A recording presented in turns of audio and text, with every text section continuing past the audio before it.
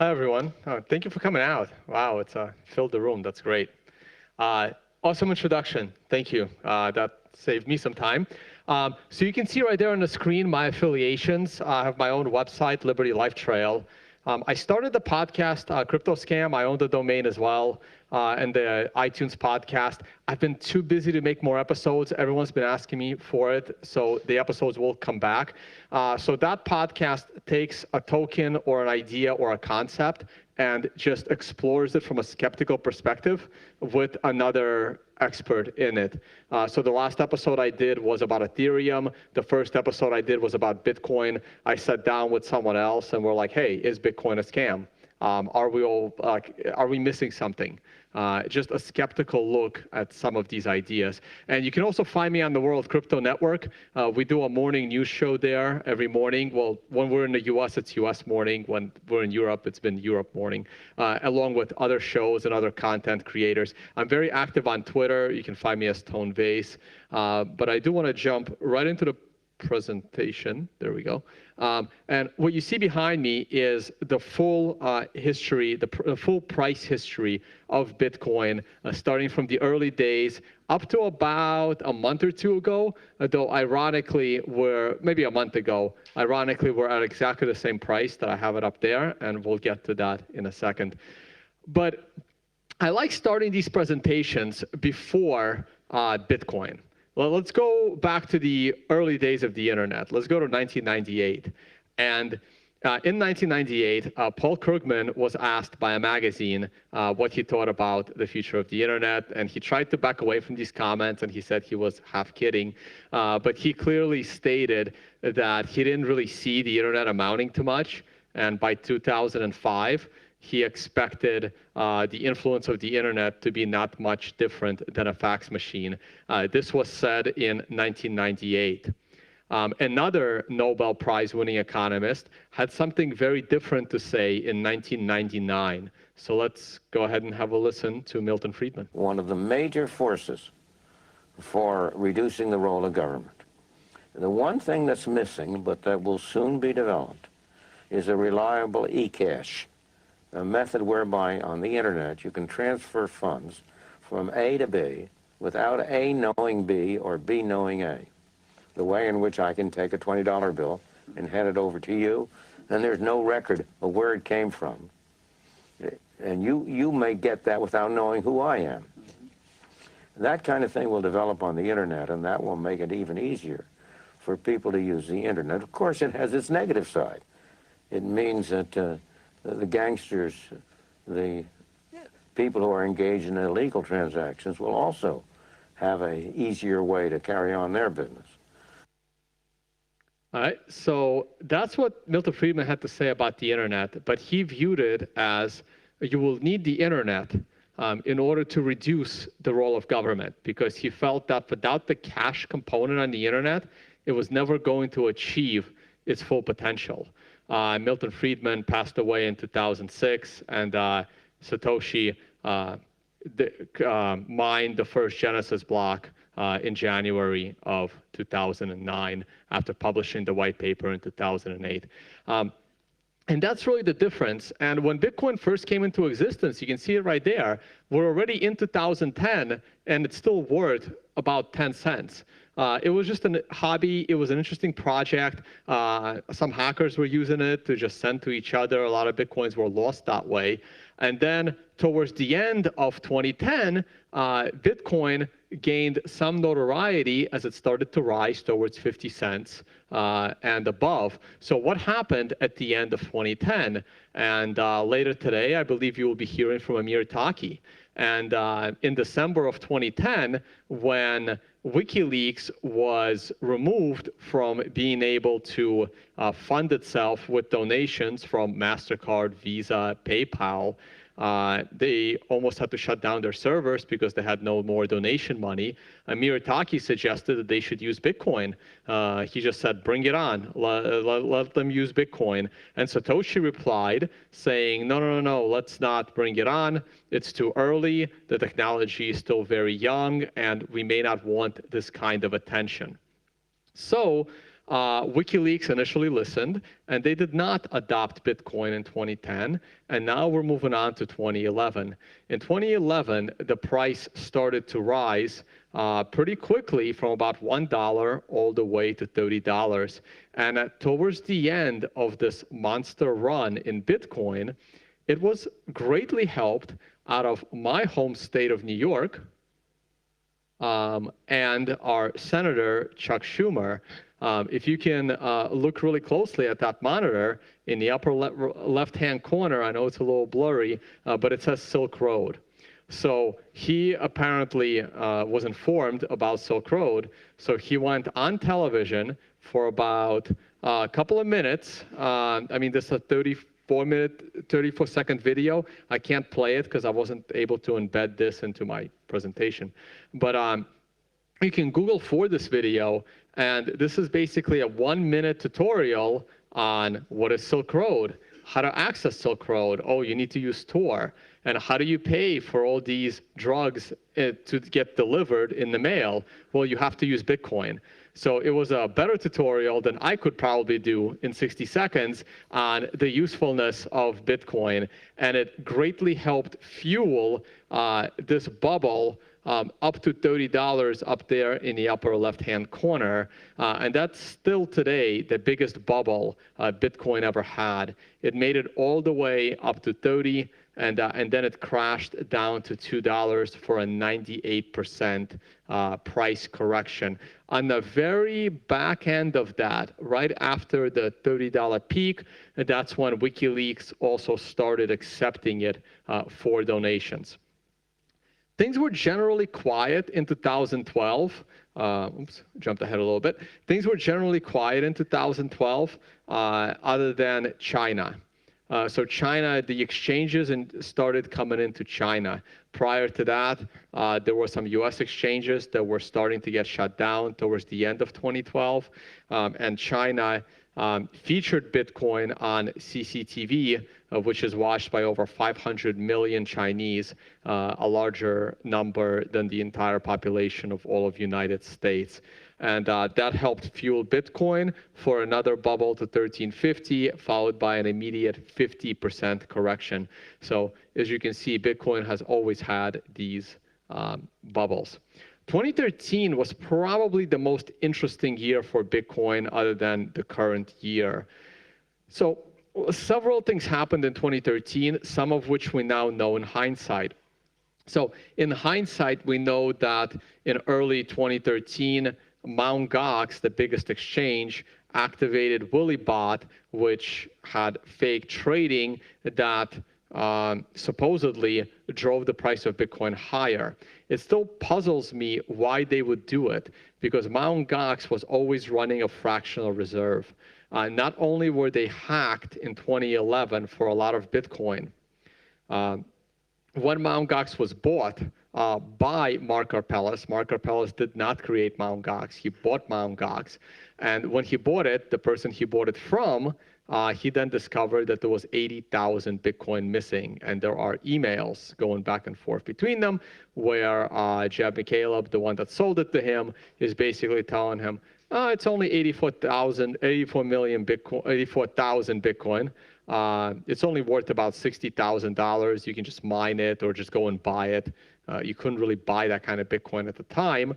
And within a few months, it wasn't 60,000 anymore. It was now upwards of $10 million, which Mark Karpelès clearly did not have.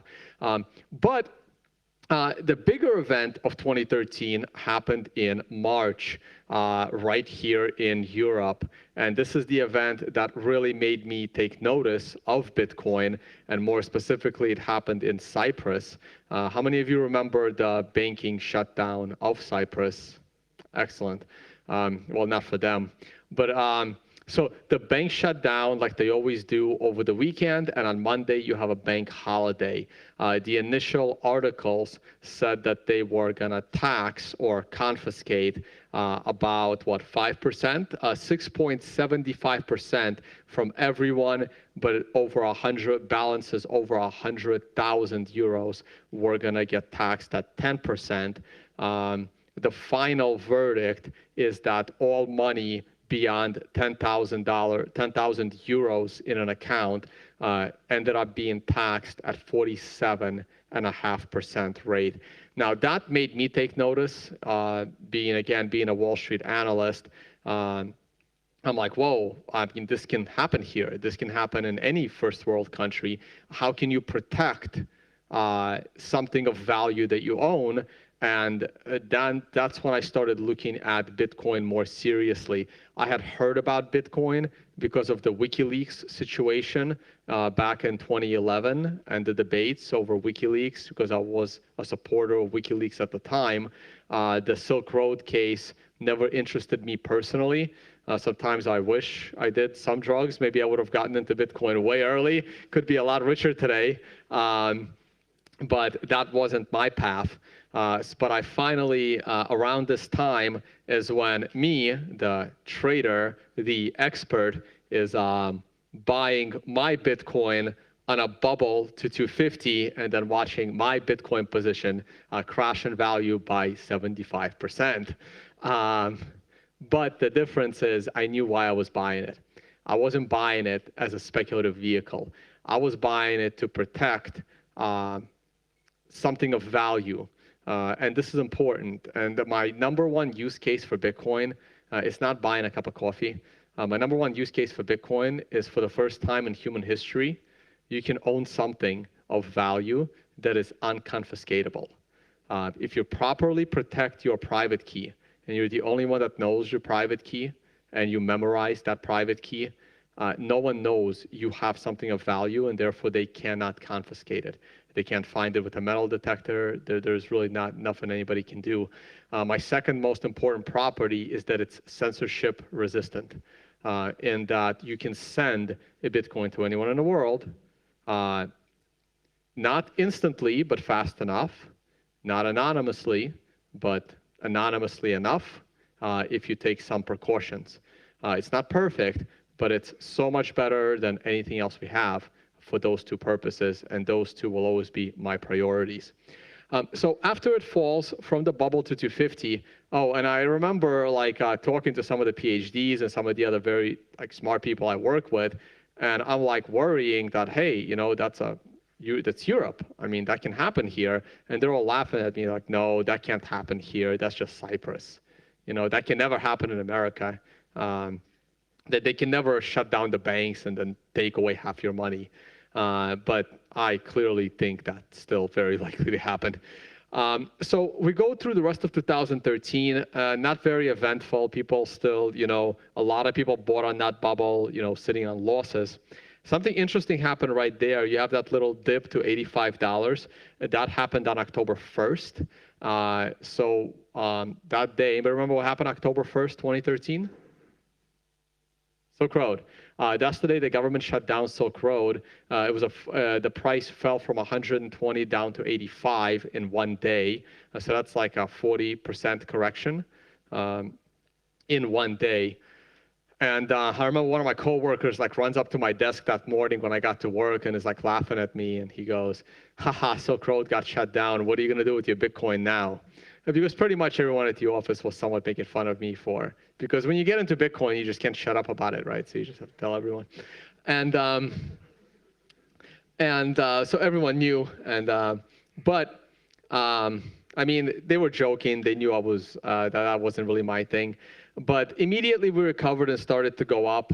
Now that way up, I don't have a picture of it, but it was greatly helped by the Senate hearings in the U.S. in that the U.S. Congress seemed to be looking at Bitcoin kind of open-minded. So that helped fuel that, plus the Mt. Gox situation with WillyBot. Plus the exchanges. I mean, the Japanese exchange is about to go broke. The U.S. exchanges are shutting down. Charlie Shrem gets arrested for BitInstant. TradeHill and some of the other U.S. exchanges get shut down. Kind of what's happening in China a little bit now. China might shut down Bitcoin exchanges. It might not. No one really knows. But U.S. has gone through that, and Bitcoin did just fine. But yeah, China is starting to take over all the volume. So going up is easy. What happens on the way down? Oops, skipped one slide. Skipped a couple of slides, actually. There we go. So what happens on the way down? And everyone thought Bitcoin would go up forever. And the moment everyone thinks it's going to go up forever, you have a bubble. Okay, so bubbles pop in a very predictable manner every time. The question is, after the first new paradigm top and you go to return to normal, you don't know if you're going to have to keep going up. So bubbles are always obvious in hindsight. They're not very obvious when they're happening. And anyone who thought that the dot-com bubble was a bubble in 1999 could have made 20, 30% on the entire stock market in 1 year from 1999 to 2000, okay? So they're very hard to predict in real time, but this is the typical bubble chart. And if I ask people, you know, hey, where is Bitcoin on this chart? And I've been asking that question with this presentation for 2 years. This might actually be one of the last times I'm doing this presentation. I'm gonna switch it up. I've done this enough. Most people saw it. It's gonna be on the internet again. And starting next year, I am going to talk about how the ICO bubble is comparable to the dot-com bubble that we had 20 years ago. But when I was asking this question, even a few years ago, somebody yelled out from the audience, well, we're all the way on the left. You haven't even seen this yet. And I kind of agree with it. I actually don't think we hit the mania phase yet. So I think Bitcoin still has a lot to go. But on a shorter term time frame, you have an asset in the background, and that asset is silver. And it's not that they're the same price. Bitcoin is in blue and it's linear. This chart is cut off in early 2017 because Bitcoin went up too high and it skews the scale. But Bitcoin was moving much faster. But I have lined up these arrows and the yellow circle to the yellow circle, red circle to the red circle. It fell in an identical pattern to silver. The way silver was falling from 50 down to $10 over a 3-year span, Bitcoin did the same thing in about a year. So it was just faster, but the way it fell was just so identical. I had to put this chart together and I tweeted it out. And I don't recall if I wrote a specific article about it or not. So here's Bitcoin on the way down, and several things were happening on the way down. I guess that equal sign is cut off a little bit, but that says, you know, we all know that price is equals supply versus demand. But in Bitcoin, it's a little bit different, right? Because Bitcoin is still inflationary, kind of, on a decaying scale, but that's predictable. We know how much Bitcoin is going to be mined, more or less. So Bitcoin is still being mined, so that's certainly supply, but that's predictable supply that the world adjusts for. I always say that you can't, like, Bitcoin can't be replicated. I mean, Litecoin came close, but after that, the problem is that Bitcoin was around for 1.5 years, spreading around the globe at absolutely no value, at absolutely not much speculation. So, and it's not that Satoshi, you know, got the economic formula right. Oh my God, he's a genius, 21 million coins, a half-life every 4 years. No, the world adjusted to the rule set that he created. He could have created a different rule set, and the world would have adjusted to that. But you can't replicate it, right? Because if you create something else and don't hype it up, no one is going to know it exists. And if you hype it up, your economics get out of whack from the first second. And that didn't happen to Bitcoin because no one expected this to actually work, and it worked. And that's how most innovation happens, and not with VC investment, with some guy in the basement, you know, putting his whole life out there as a project, and it just works. So the other part of supply that people don't realize is merchant adoption. And it's not so much today, but back in 2014, everyone wanted merchant adoption. And I was kind of fighting it. There was a tweet from PayPal saying they were looking at Bitcoin, looking to put Bitcoin into PayPal. And I thought that would be terrible. And I even debated. saying if PayPal integrates Bitcoin, the price will probably go from $1,000 back to 10, because all of a sudden, anyone with Bitcoin will get to spend it with anything that accepts PayPal. But the merchant may not even know. PayPal immediately sells the Bitcoin on the open market as market orders, creating supply pressure. You need new Bitcoiners on the other side picking up that Bitcoin for utility. And people are still questioning what the utility of Bitcoin is. So I'm not a big fan of merchant adoption if the merchant immediately sells that Bitcoin for fiat. I don't want that merchant.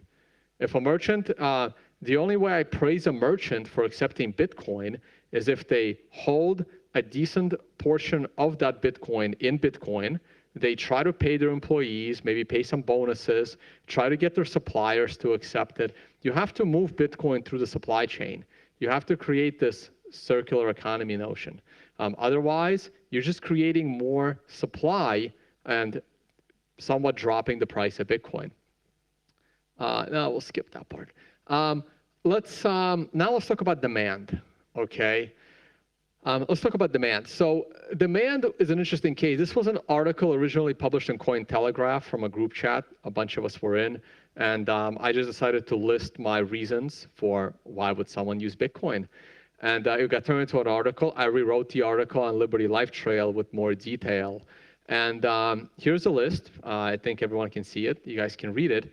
And I wanted to talk about the use cases. Look, we have plenty of ways to pay for our daily life, to pay for our cups of coffee. Cash still works, credit cards, debit cards. Though I am very frustrated with debit cards here in Europe. Your chip and PIN system is not ideal because in the US, there's no PIN. So when I stick my US credit card into a machine to buy a train ticket, it's telling me enter a PIN. And I'm screaming at the machine, but I don't have a PIN. And this is insane. We're in 2013, and the two countries can't get this right. So every time I see it, as frustrating as it is for me, and I'm missing my train, I'm very happy that my money is in Bitcoin. Because this is the kind of frustration that makes people look for alternatives. So my reasons, basically, things that I've already talked about. Governments like to control what you spend your money on. And I believe that money laundering laws are just immoral. People should be allowed to use money in any way they see fit. I think that as those of you that sat here during the ICO debate, I guess, I want people that are soliciting money from strangers, I want those people to be fully verified. I want those projects to be fully checked. I want those projects to be somehow approved with people holding them accountable. But once the project is approved, then anyone should be able to invest in that project, and the identity of that investor should be kept private and not public. So we start with, contributing to donations to organizations like WikiLeaks. Then we go to, purchasing items that some jurisdictions and some governments don't like. Like, governments like to have laws on voluntary transactions, and I'm not a fan of that, right? So everything on that list are, in my opinion, voluntary transactions. And they change based on your jurisdiction. Look, if you're living in an area, even like the United States where I'm from, where drugs are illegal, Bitcoin is a use case to perhaps buy them from the safety of your own living room and not have to go into the street and have, quality checks, right? I mean, there's a rating system on the quality and there's a rating system on the seller. If you're in a different jurisdiction like Amsterdam or Portugal, where drugs are legal, Bitcoin is not really that much of a use case, right? Because you can use your local currency. So all of these things are debatable, whether it's illegal or illegal based on where you are in the world. Same thing with gambling and same thing with services. As you travel through Europe, there's red light districts everywhere. US doesn't really have those, maybe Vegas. And then we get into the last two, 6 and 7, which are important, right? Like hiding assets from the government, mostly talks about tax evasion. And again, it depends on where you are. Lots of people move to other jurisdictions. I'm a US citizen. I'm a New York resident. I pay a lot of taxes as a New York resident. Well, I used to when I had a job. Now I'm just a, a guy speaking at events. But uh, but in New York, you pay the federal tax, state tax, city tax. But all I have to do is move to Puerto Rico, become a Puerto Rican resident, live on an island, and I pay zero taxes, right? So again, Bitcoin is no longer a use case if you're in certain jurisdictions. The last one, however, is the most important one in my opinion, and that's the one I'm going to focus on for the remainder of this presentation, and that is transferring value cross borders. In times of stress, a person would take their value and leave. They would take what's valuable to them and they would leave.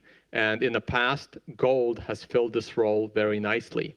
Not so much today, and we will talk about why. So, again, another notion for Bitcoin, Bitcoin is great for the unbanked, Bitcoin is great as remittance. Those use cases were never all that useful to me, and I'll explain why. Additional use cases, of course, crypto locker, where your computer gets, encrypted. And by the way, I heard those guys have like the best customer service ever. And because that's their model, right? I mean, if people don't believe that they will decrypt your computer, no one would pay them.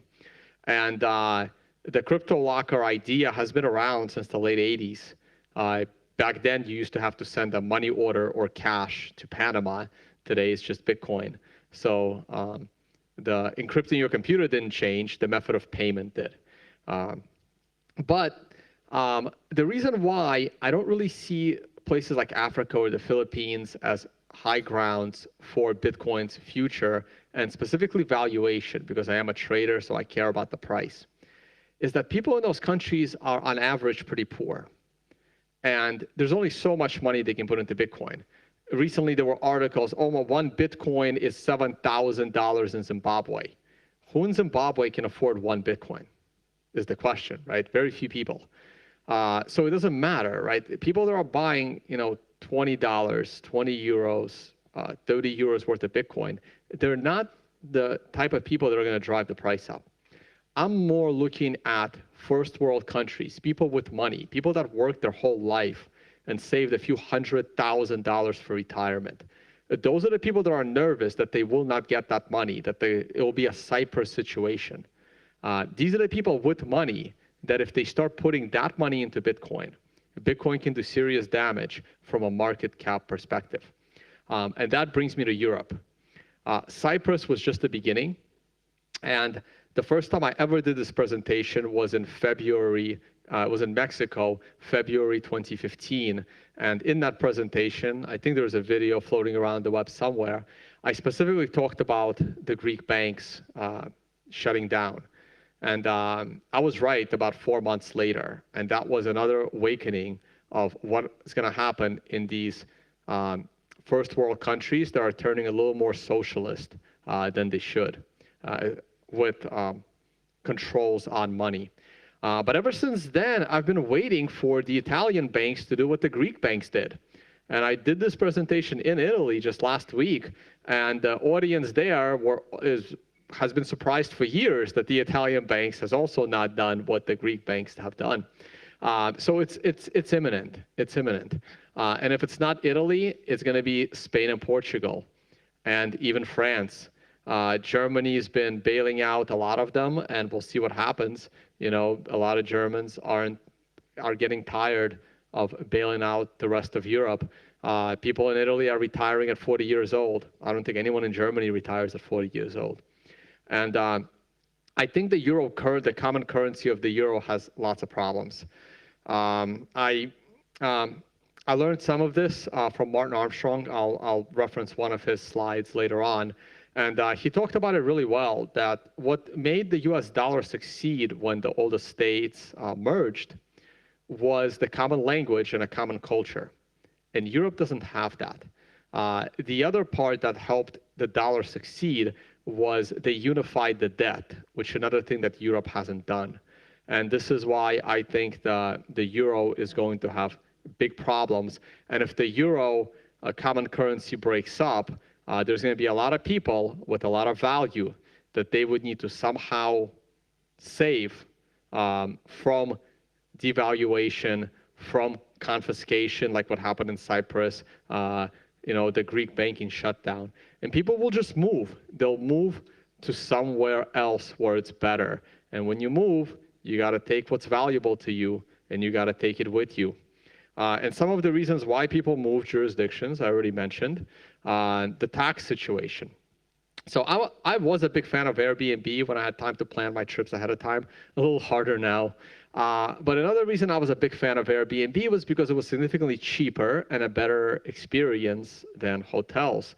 I was using Airbnb almost from the very beginning. I really liked it. And then one day in 2015, I'm booking a room and I'm like, this feels expensive. And of course, they don't show you all the taxes. You have to click on it and then they display. And I was like thinking to myself, oh my God, what is this? I've never seen taxes before on Airbnb. And there they are. And that added about 20 to 30% to the bill. I still never understood the concept of a value added tax. I don't understand what value is being added to the thing that you're buying with an additional 30% that goes to the government. But all these taxes showed up on Airbnb. And one more thing happened when I went to Airbnb. They made me check a new terms and conditions.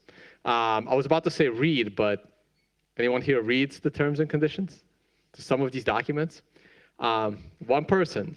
You have time to come here? So this is 2 years ago now, and God knows how long it is now. But when I opened that terms and conditions, I saw the scroll bar was really, really small. And I'm like, all right, let me see this. So I have a Windows machine, I know. So I did Control A, Control C, Control V, pasted it into Microsoft Word. And I'm like waiting, and it's like spinning. I'm like, wow. And it came back with 33,000 words and 55 pages on a Word document. Airbnb terms and conditions. It's probably doubled that by now. And I'm like, wow, this is just me renting a room when no one's in the apartment and picking up keys and dropping them off. And you compare it to some of the other historical documents. I mean, we can go back to the U.S. Declaration of Independence. I'm a little U.S.-centric. Usually, my first time traveling through Europe doing this. And the U.S. Declaration of Independence is 1,300 words. The U.S. Constitution, with all of its 27 amendments, we kind of sort of still follow that, but it's still only 7,800 words. I loved Googling for the EU regulation on the sale of cabbage at 27,000 words. And Satoshi Nakamoto's white paper for Bitcoin was only 3,400 words, and I don't think there even was a document for the internet, right? So you have these insanely long documents, and insanely long documents turn into insanely long documents for laws. This is legislation in the United States that passed several years ago. Anyone want to take a guess what this is? Yes, that is Obamacare, okay? So the joke that nobody read Obamacare before they passed it is not really a joke. This is a 33,000-page document, okay? And this is the law that passes. So you have these laws that are being passed that nobody understands.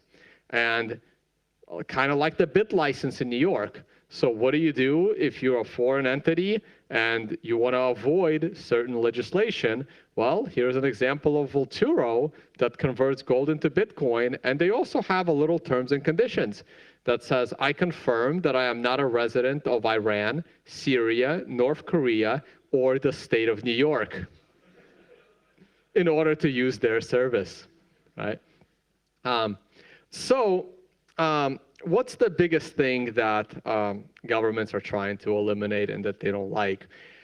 And the answer to that is cash. I'm sure you all heard the war on cash.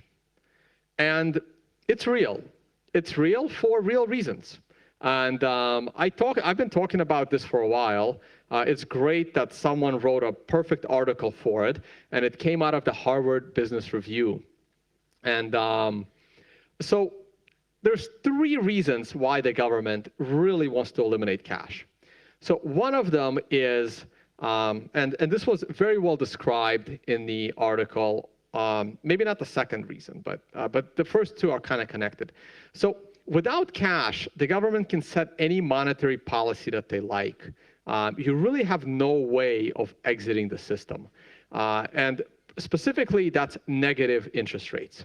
Switzerland was the first country to issue negative interest rates, which is the idea that the government wants you to spend money, and they will charge you interest for keeping money at the bank.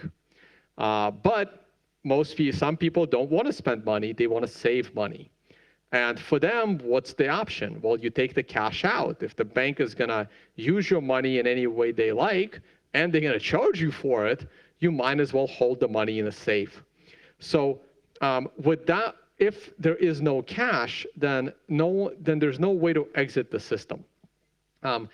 Another reason governments want to eliminate cash is because it eliminates the run on the bank and the visual aspect of a run on the bank. When the Greek banks got shut down, what you had was long queues, people lining up to withdraw their allowable 20 euros from the ATM machine. If there's no cash, there's no lines, there's no pictures. All those pictures go to the museum. The pictures from the Great Depression and the pictures from Greece in 2015 are identical, just color. One's in color, one's in black and white. But other than that, it's the same. You can't have a run on a bank. You're not going to have massive people running to the bank withdraw money if there's no money to withdraw. But the biggest reason why is because they all think we're evading our taxes. The reason why we don't have, the perfect world, the perfect peace on earth and utopia is because the government just needs more time and more money. They need your money to get it done. And since we're all tax evaders, they don't have enough money to get it done. Though sometimes it's borderline true. In this study, they took a look at India, and they determined that India loses 30 to 44% of GDP due to its cash economy and tax avoidance. Now, some people say that, well, you have to be patriotic, you have to pay your taxes. What I say is, well, you should pay the minimum amount of taxes you can legally get away with without getting into trouble. This is why you pay some accountants a lot of money, because I always think that, people that were smart enough to earn a lot of money, honestly, based on the previous discussion that took place here, these people know what to do with that money way better than the government does. And of course, I also don't like to support war and stuff like that. Another thing is people are like, well, if you stop paying taxes, so you don't want the roads. And my reply to that is, you know what? Why can't I allocate my tax contribution like I allocate my 401k? Well, what if I want 80% of my taxes going to infrastructure and maybe 2% of my taxes going to defense or something like that, right? People should have more choices. And maybe Bitcoin will provide that kind of transparency. Maybe I'll get to that in a second. So, right, I don't like to support lots of initiatives by governments, but there are some functions that they do well, and those functions do need to be funded, but a lot more transparency is definitely needed. They also did a graphic. They analyzed how much it costs the government of some countries to keep and maintain a cash economy. And as you can see, Mexico, most of the countries on the euro, and India and China, it's very expensive to keep cash going. Yellow is neutral and blue is cheap. So that means that stocking ATMs, checking for counterfeit, printing the money, all that stuff is costing the government's money.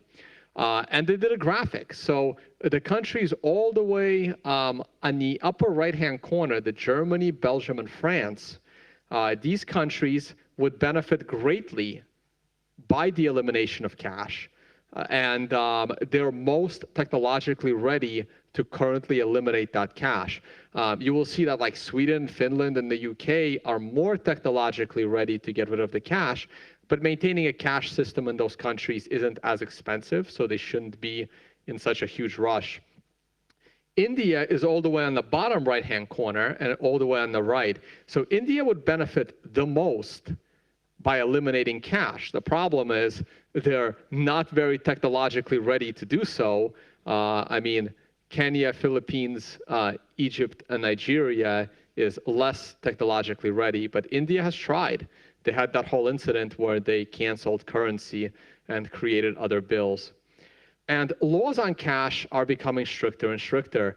This is an article out of France where now if you're a European looking to buy anything over 1,000 euros worth, you now have to identify yourself and prove where the euros came from. Here's an example out of the US, one state. I'm actually having problems finding this law that passed. It says a second-hand dealer shall not enter into any cash transactions in payment for the purchase of junk or used or second-hand property. So that means if you have a bicycle and you want to sell it for 20 euros or $20 in the US, you can't accept the $20 bill. You have to accept a check or somehow get a credit card reader. So again, all these laws on money coming in, and governments know that, well, if people can't use money, they'll just hide the money in valuable objects. So here's an example from Germany where they're passing a law or passed a law that says, the law, I'm reading the bottom part. The law is applied retroactively. Nope, not that part. Let's do that part. The amendment not only aims to combating illicit traffic of cultural objects in Germany, but at limiting ways of funding of terror organizations that are more and more financed by illegal excavations at archaeological sites, as well as illicit trades in cultural materials.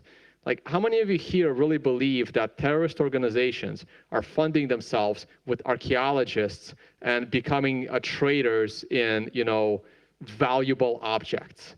It is obviously ridiculous. This is a way to identify anyone with something of value. So if you have a valuable painting on your wall, they want to know about it because they want to know what you have of value. They can also tax you on it.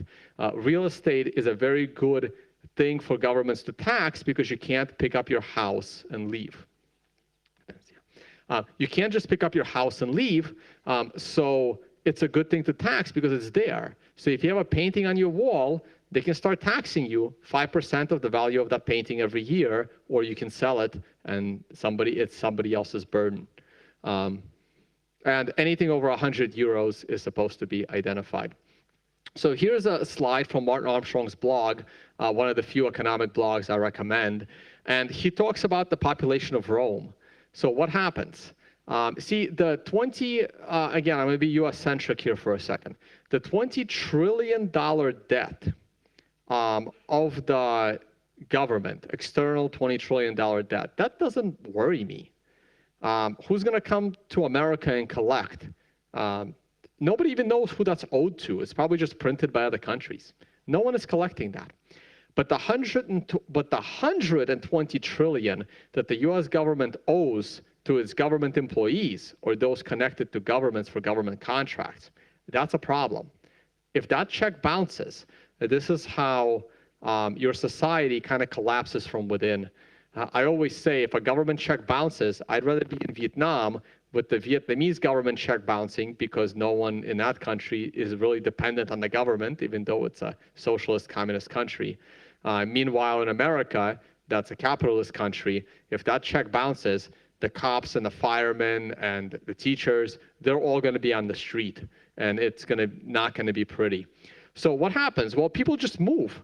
Okay, and it happened in Rome as well. They had a huge public sector, the soldiers, and they kept promising them pensions and healthcare and all this other stuff. And eventually they kept devaluing the currency, and then, the army came back, wanted to take back what's theirs, stop protecting the city, and it all fell apart. And you can see that the bubble chart applies. It crashes, and then it comes back, and it's like, hey, everything is back to normal, and then it crashes again. So the population went from 1.5 million, and it bottomed out at about 20,000, 1,000 years later, and then it returned to normal.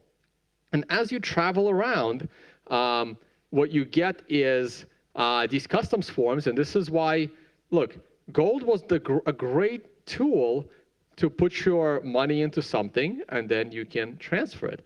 The problem happened with things like metal detectors, where it's now a problem. It's a lot harder to move your gold, and customs forms now ask you how much gold you have, not all customs forms. And here are two examples from TechCrunch. One before the Greek crisis that says why Greece should not switch to Bitcoin, and one right after. The Bitcoin provider Qubits aims to help Greeks move their money. So now let's talk about Bitcoin. I'm going to close out the presentation with talking about Bitcoin price a little bit. That is how I made my name in the space, writing articles about trading, about price, about economics. And I like to separate price analysis from time analysis. Finishing up, we'll get to a few of your questions. And I did a quick time analysis. This has already passed. In 2014, I wrote this article saying that time analysis is telling me Bitcoin will have two really key dates. One of them in the middle of June 2015. That happened to correspond to the Greek banking shutdown, and I believe turned the price of Bitcoin. And the other one I wrote in that article from 2014, something big is going to happen on August 14th, 2017. I know you don't see the August 14th, but I followed up with other articles. And we got segued around within a week of that date. Yeah, so I was really happy talking about something big is going to happen. So I was really happy to see segued. And I'm a trader. I'm a technical trader. A lot of you may not be able to read this chart. I have other presentations and seminars educating introduction to trading. And I was pretty bearish. I was looking for prices to go down. The prices actually didn't even fall as low as I expected because I wanted to see a low on my June date. But the Greek crisis came and it wasn't the low. The low came a little bit earlier. So I mistimed it a little bit. And then ever since then, oops, just skipped one. Skipped a bunch. Ever since then, I have been bullish. I had a channel. Some of you are traders in the room, I'm sure. We've now busted out. And these were all my arrows. I try to make my calls public. I usually just tweet it out. And I was looking for that bounce at 760. That took place. What are the dates here? Do I see dates in any of the tweets? In early January, right there. I was able to get that one right. My prediction for this year was only about $2,000 and then a pullback, so I was wrong. We went all the way to 5. I wasn't as optimistic in the beginning of the year. And some of my recent calls, I do videos all the time, even every day. I don't have time to, wow, I don't know why it's skipping. Don't have time to get really into it, but I'm just gonna go through the slides. Some of my calls that were public on Twitter in this presentation. I called the bottom at 1800 fairly well, and that went up. And the most recent one on a fall from 3,000, from 5,000 as we were falling, I tweeted out saying that you have a perfect buy zone between 29.50 and 3,000. And Max Kaiser replied, "Thank you, my limit order got filled at 29.90, and now I think we're going to new highs." I'm looking for 6,000 to 7,000 in November, followed by a deeper correction, maybe back to about 5,000. But I do these almost every day, so I change my mind based on what I see on a daily basis. Thanks, guys.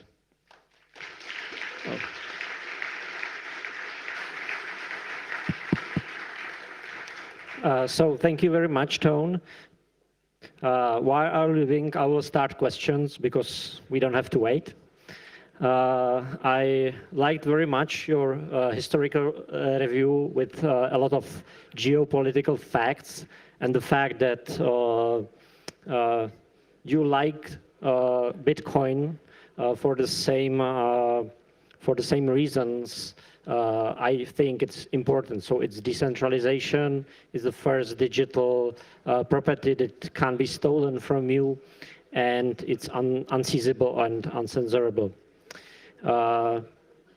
Having said that, where do you see the final price or market capitalization when all things settle after 5 or 20 years? Do you think Bitcoin is going to take over the world, and what percentage of money, global money supply it will take? So I do think Bitcoin has a bright future, but it's still very, very speculative.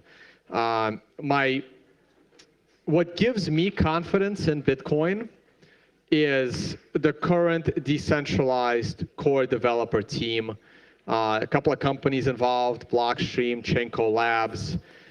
So I support Bitcoin as long as I trust in the core developers programming the underlying Bitcoin code.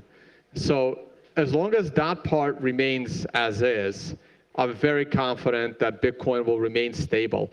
The most important thing to a currency or a technology is confidence. If our internet was going down like every other day, no one would be using it, right? And same thing with currency. The reason why the US dollar is so valuable around the world is because it's most trusted. Other governments are less responsible with their central banks and with their laws on money. So as Bitcoin continues its stability in the protocol, as these forks continue to be, ignored, Bitcoin will gain more and more confidence, and with confidence comes more and more investment. But if there's too much investment and the price of Bitcoin goes up too high, you do get this bubble, and then you get this crash, and then people get discouraged. So you want Bitcoin to go up, but you don't want Bitcoin to go up too fast. I really don't. Like, as much as it would be awesome for my personal financial gains to see Bitcoin at $20,000 each next year, it's not what I want to see. And I actually don't think it's going to happen that way. I am thinking about what's going to happen with the ICO bubble. The ICO bubble is coming. The altcoin bubble is coming. And when it pops, will that value go into Bitcoin and drive the Bitcoin bubble? Or will that value crash Bitcoin along with it? And it's too early to say. I do think that once one Bitcoin is over $10,000 consistently, it creates an awesome environment where we can start talking about Bitcoin in bits instead of Bitcoin. People have a problem thinking more than two numbers to the right of the decimal point. With one Bitcoin being over $10,000, one bit is 1 penny. And now it starts to be something people are used to. And if a Bitcoin is if tens of thousands of dollars, small transactions have no longer much volatility. So with the rise of the price of Bitcoin, things will become more stable and more easy to use. And do you have some, like, the price on the horizon where it can get like $100,000, $1 million per Bitcoin? Again, it can. Like, it just has to get there in a somewhat reasonable manner. When things go up too fast, they fall harder than they should.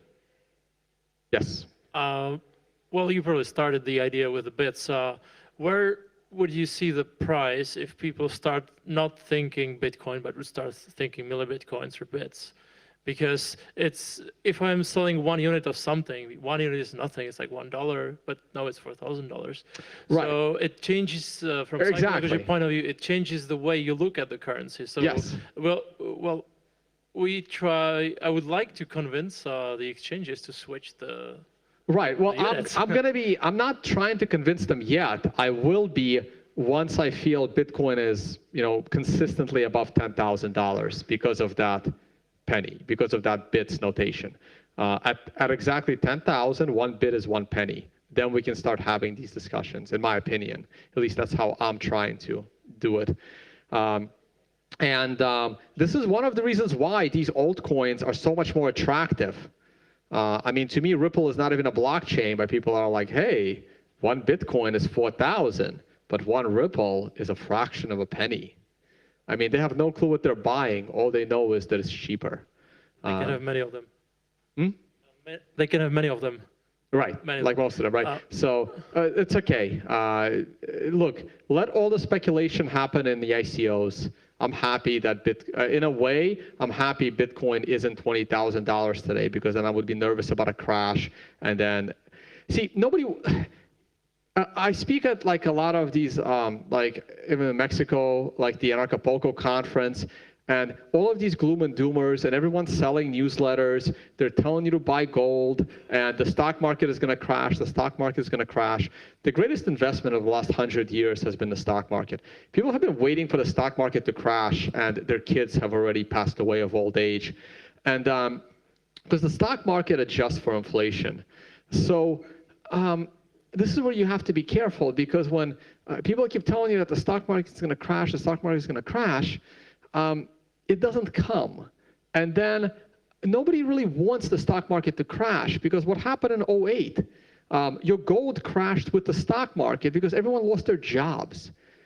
This is why you have these bailouts, because when things get out of control, you get a crash, everyone loses their job, and now everyone's worse off. So this is why bubbles aren't all that great. All right, next question. So I want to ask, what's your take on the centralization of Bitcoin? I mean, from the point of mining, from the point of developers, it can get more centralized in the future, and also in the point of a couple of addresses owning like a majority of Bitcoin. Sure. I actually don't see, the only centralization in development that I see is these hard fork attempts. Like Bcash is a centralized development effort by the miners themselves even. This new one that may or may not come in November is a complete centralization effort. And they're centralized efforts by incompetent developers, because if they were competent, they would still be programming for core, even anonymously. So Bitcoin development is actually pretty decentralized, and I believe is getting more decentralized. As far as mining goes, it doesn't bother me either, because look, we don't know if what's going to happen with mining. I mean, China is already cracking down on a lot of things. They can crack down on mining. There's mining in China because electricity is cheap and the manufacturing is cheap. That's not always going to stay that way. And people are mining around the world. I mean, I'm mining at my place for mostly, I mean, I'm not profitable, just to help decentralize the network. And I think more and more people will do it. My hope to really help decentralizing mining, look, we're all used to paying for things we don't use. I mean, I've been traveling for 2 months. You know, I still have like internet bills at home. I'm not using them. God knows the last time I went to a gym, you know, you're still paying for a gym membership. That's what I see happening. Like, my best example is this. Suppose a company like Netflix wanted to enter a market they couldn't enter before, like Africa, because of rampant credit card fraud. It's really hard for Netflix to do that. But they can pop up a Bitcoin QR code on the screen, and people can pay for a movie, people can pay for a show. If you have these big companies that are now making millions and millions of dollars by utilizing Bitcoin, it would be to their advantage by spending a percentage of that money on a mining farm just to help decentralize the network, to make sure that their revenue stays where it is, thanks to a decentralized currency. Next. I have a question about the use cases that you had. You had 7 use cases, and I'm wondering if Bitcoin is a use case for a country like Venezuela, for example, where they have high inflation. I mean, Bitcoin has high volatility, but on the other hand, it may make sense for people to use Bitcoins. And the second use case I see is if people use portfolio theory to have something that doesn't correlate with other things, and then it makes sense to have like a share of your portfolio in Bitcoins and hold it there. Sure, right. Well, Venezuela has a beautiful case for Bitcoin. People are using Bitcoin to buy food from Amazon, and it gets shipped from Miami, right? So because, I mean, that's the thing, right? That's buying things the government doesn't want you to buy. And in Venezuela, there's even limits on how much food you can buy. But with Bitcoin, you have no limit on how much food you can buy. And you can buy food through Amazon from the States with Bitcoin through a middleman. I mean, Amazon doesn't accept Bitcoin, but there are middlemen. They'll take your Bitcoin, they'll buy you whatever you want, they'll even give you a discount, and then you just get it shipped. As for the portfolio management, well, Bitcoin, you're right, it's a good asset that's somewhat uncorrelated to a lot of the things that you're holding. But that's more of an investment, right? That's not really a use case. That's more of a speculative investment, but it does help to decentralize your portfolio in a way. Yeah, absolutely. And Bitcoin is a way of investing in the gray market, right? I mean, if it's true that the gray market is like 20–25% of the global economy, then holding Bitcoin as the currency of the gray market is in a way diversifying your portfolio to exposure to the gray market. So next question, please think about your question carefully because we have 5 minutes left. You said in one of your videos that if Bitcoin forks, it will lose its property as a store of value. And clearly that has already happened. So did you change your mind on that? Or? Well, if I said it that way, I was clearly incorrect. It's not that it forks. Is if another alternative to Bitcoin becomes a better Bitcoin, then there is no store of value in cryptocurrencies, right? Because right now, a lot of us are holding all of our value in Bitcoin. And it's not like it's not like switching browsers from Mozilla to Chrome. It's not like switching social networks from MySpace to Facebook to whatever maybe will come next. It's not like switching text messenger apps. Do it all the time. But when you have all of your valuables in Bitcoin, and most people do, and something else becomes better than Bitcoin, why on earth would you trust it as a store of value? Because you know another one can overtake it, right? So I believe that the crypto space only has one chance to get the store of value property correct, and that's Bitcoin. Because I know I will never trust any other crypto. If Bitcoin fails, sure, whatever comes along, maybe it's Litecoin, maybe it's whatever, right? Whatever is the next best thing, I'll gladly use it as a transactional currency, but I will never use it as a store of value. Maybe I'll go to gold, but I'll probably go to the S&P 500. I'll put all my money in the stock market because that historically goes up with inflation. Or I'll come up with something else. But right now, I'm using Bitcoin as a store of value. And if that fails, why on earth would I trust another crypto for that? So you are clearly a Bitcoin maximalist, right? Sure. Okay, but still Bitcoin has some use cases, but there may be another cryptocurrency with different use cases because it works differently. Let's say it may be inflationary or it can have some other properties. So don't you think at least a couple of cryptocurrencies can work together in a global scale? I don't think so. I mean, there is some long-term use cases. Well, let's say Bitcoin is only divisible by 100 million. What happens when one Satoshi needs to be divisible? We have a bit of a technological problem doing that. But on a Lightning channel, you could subdivide one Satoshi. Also, if any of these altcoins have a feature that is useful, Bitcoin will incorporate that feature because otherwise they would just give up market share. But you also have to remember the smartest people are programming for Bitcoin. They're not programming for these altcoins. The smartest people are programming for Bitcoin. And most of the time, they tell the people come in and say, hey, Bitcoin needs this feature. And like a group of smart developers, data scientists look at it and they say, no, this is a bad idea. Here, this, and this. And the person says, no, you're wrong. I'm going to go and start Zcash.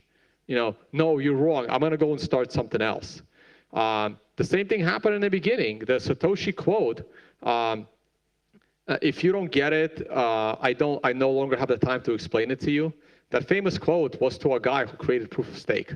Like you have these situations where you think it's better. That's because like somebody smarter told you it's not better, and you went out and tried to convince the world that it was. And they're all going to end up failing, in my opinion.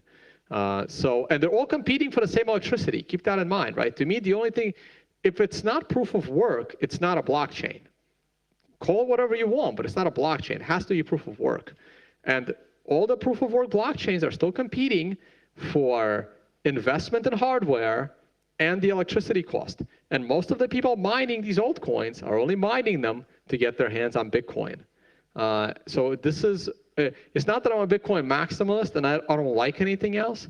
It's just that I haven't seen anything else worth paying attention to. And that's why I'm a Bitcoin maximalist. So because we have no other question, I will give you the last one, and it will be about near future of Bitcoin. What do you think about 2x? How the scenario will play out? Will we split? And what it will do to the price? I believe that the 2x hard fork will probably happen, only because there are either one developer or two developers, can't be that much more than them. They've spent a bunch of time pushing it and looking for it, and they're going to want to do it. Kind of like the military. If the military is developing a bunch of weapons, they don't really want them to sit there and rust. Sooner or later, they're going to want to use them. I do think the 2x hard fork will happen. I think it would be even less relevant than the previous hard fork, and more companies will ignore it. Because it doesn't make sense. There's nobody there. There's nobody there that knows what they're doing as far as programming it. Right now, all the rules of open source development are being thrown out the window to program this 2x hard fork code. And the real developers, the core developers, now have to waste their valuable time in, building the next core client that ignores those other nodes instead of working on something like fungibility, like Lightning. All of these people that are hard forking keep accusing the core developers that they're too slow, Bitcoin isn't innovating, and all that stuff. But that's because half their time is spent fighting those people instead of working, which is unfortunate. So I am completely against these hard fork efforts, but I'm looking forward to this next hard fork because I think the Bcash and the 2x hard fork, they're just going to fight each other for hash rate, and they'll leave us alone. So I think they'll fight each other more than they'll bother Bitcoin. So I'm okay with it. So thank you very much, Tone, for your presentation. Thank you.